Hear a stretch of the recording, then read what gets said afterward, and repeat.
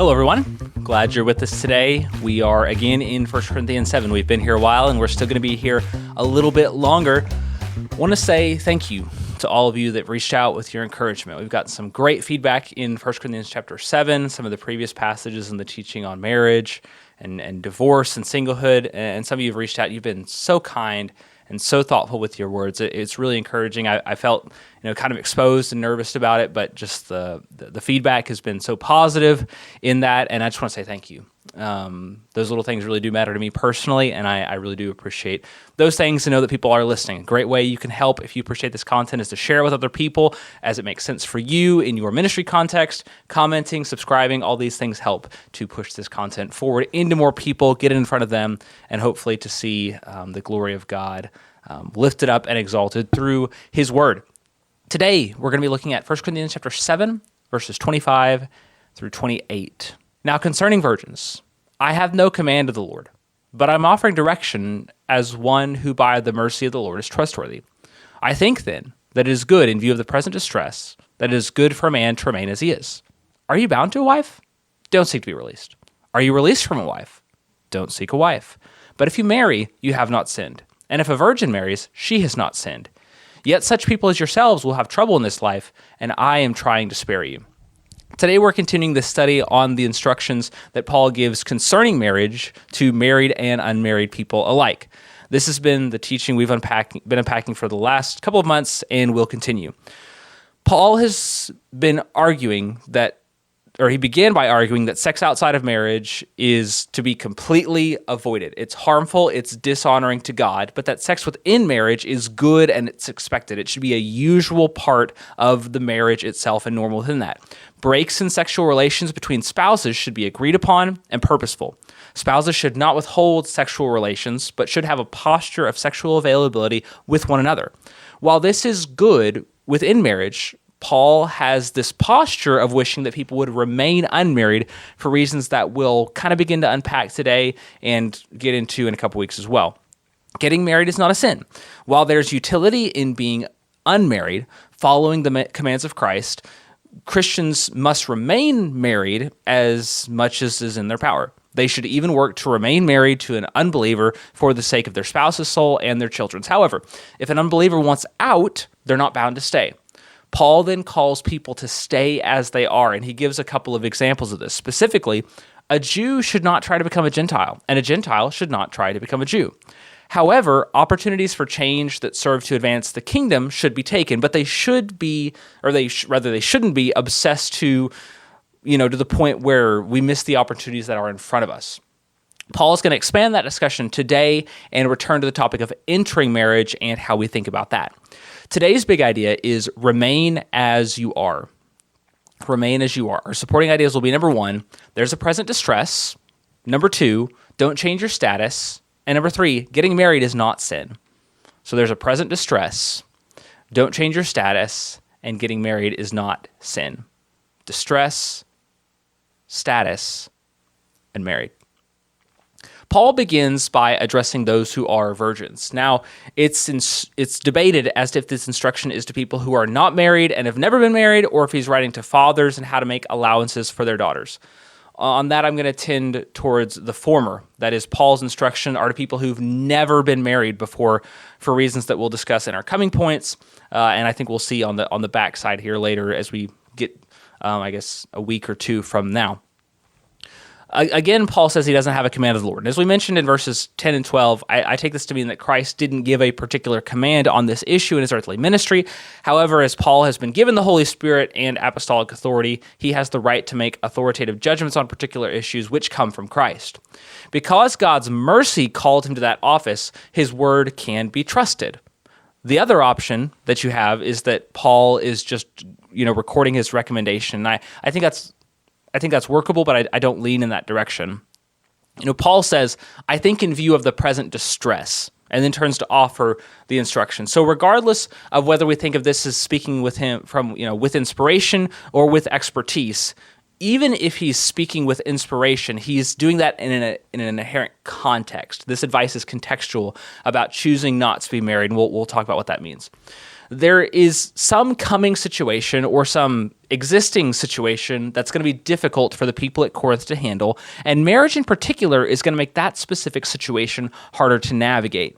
Now, how do we locate this? What is this distress? I tend to think it's the persecution of Nero Caesar, which had isolated components, but really turned fierce in the mid-60s AD, with the thought that 1 Corinthians is written in the early 50s. That's a little bit of time, and so it may just be something that's local, a local persecution, famine, or something else. Regardless, it's something they're going to have to deal with and something they have to address, whether it's going on right at the second or something maybe a little further on down the line.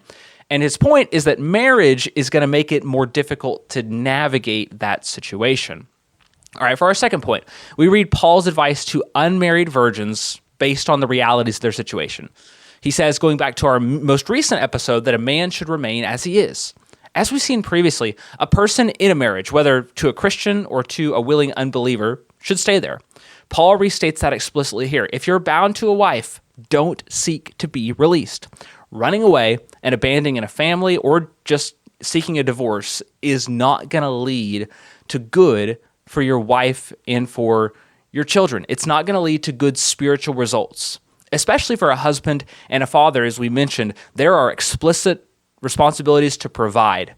You know, we talk about the idea of a deadbeat dad who runs out on his wife and kids. Absolutely. That's totally not something a Christian should ever do. Then Paul says here, he flips the script though, he says, are you released from a wife?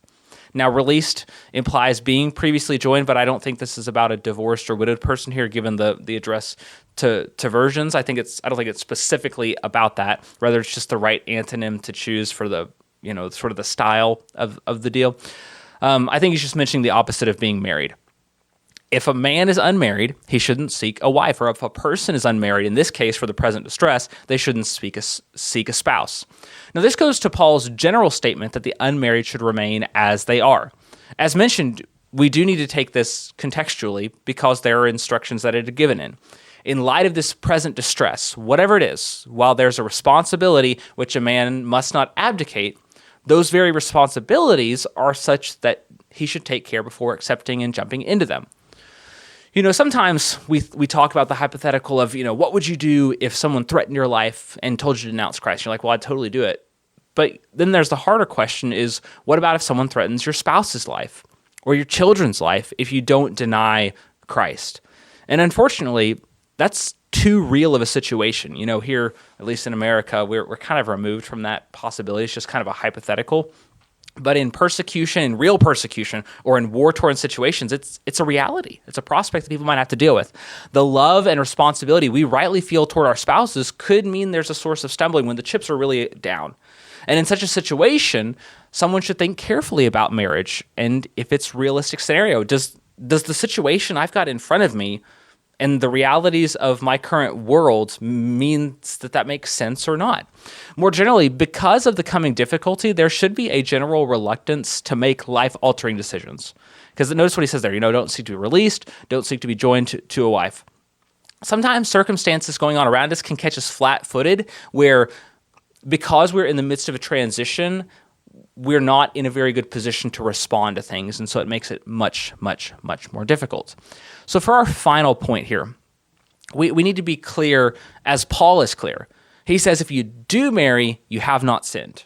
And if a virgin marries, she has not sinned. This is primarily why I think the instruction to virgins here is more specifically instructions to people who've just never been married or people who are unmarried, as opposed to the father of virgins' daughters there. I tend to think that, especially with Paul's plea here that he's trying to spare you. That he's going to spare you, with the you being the unmarried man and woman. That said, this does have obvious application to parents as they counsel their sons and daughters on the timing and candidates for marriage, and more specifically for parents where arranged marriage is the cultural expectation. But Paul says in no uncertain terms that a man and a woman who get married have not sinned. It's interesting here that Paul gives a repeated double emphasis, talking about the man and the woman. Perhaps it's worth noting that the word virgin here is in the feminine. So while the word for refers to any person who hasn't had sex before, for them it refers specifically to the woman, though Christ expects chastity of both men and women. So this double emphasis, all that to say, is Paul's making a clear point that if somebody gets married, Neither party is in any sin at all. We can even go to 1 Timothy, where Paul condemns those who would forbid people from marrying. Paul is sharing his heart here at the end by saying, at least for the present situation, marriage is going to make things more difficult. Marriage gives the reality of at least one more mouth to feed, and potentially more with the coming of children. And while in principle there's a distribution of labor, the challenges of the time can mean you never get that return on that distribution and diversity of labor and action and that sort of thing.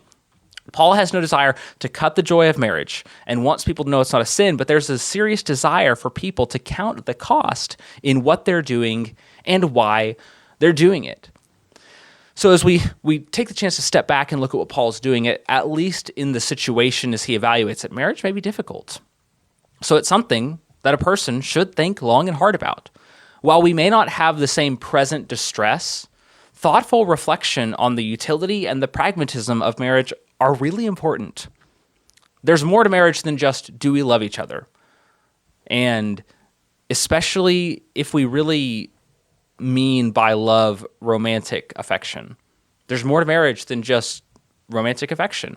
And we need to think honestly about the logistical factors that are involved in making this marriage work and this home work. Now, I've downplayed romance a lot in the last, couple of months since I've been dealing with 1 Corinthians 7. And to be clear, I'm not opposed to romance. It's an amazing aspect of marriage. It's wonderful. It's a great thing, but it's just such a small piece. It's like a little bit of a whipped cream on top of a piece of pie. Like, you just don't necessarily want to eat like a whole bunch of whipped cream or something like that, or a salt that seasons a dish. It gives the dish a wonderful utility, but you can't make a meal out of that thing. Instead, there's just other components that go into marriage: an analysis of the people, the setting, the directions in life, and more importantly, a willingness to shape each other's lives around that and compromise and to say, hey, we can do this, we can't do this, we can make this work, we can't. There are times we might look at a difficulty and just say, hey, we're not going in the same direction around this, and we need to part as friends. A sober mind with a kingdom-first attitude will save people from a lot of trouble where they can say, hey, this is just not going to be good for either person in this case. That said, we do need to be clear and uphold the goodness and the dignity and the purity of marriage. There was a time in medieval Christianity when celibacy was just lifted up as such a great thing that it was almost as though marriage and sexuality were looked down upon. I mean, go back to the early part of 1 Corinthians. Paul has no trouble with sexuality being regular and joyful within marriage. That's a good thing. So we don't need to swing the other way, but we've got to live with wisdom in between these two places of what does the best for the people involved and them seeking Christ, and then the outer circles that follow with that. So as we think about this text, do you have a mindset that focuses on the kingdom of God? Is your focus on what's important? And do you approach every situation, marriage, life, family, job, and all those sorts of things with wisdom about what's best for advancing those motives? Do you lead your feelings with facts, or do you just follow your emotions? Do you have people in your corner that can give you godly wisdom based on your context? Do you have people that you can trust even if they tell you things you don't want to hear? Do you have people whose wisdom you'll submit to even if you feel like you want to go a little bit of a different direction? People you're going to trust above yourself so that you can make the right decision that seeks the kingdom first and allows you to live for God's glory and the blessing of other people the most. Thank you so much for joining us today here at 15 Minutes and a Big Idea. Today's big idea: remain as you are.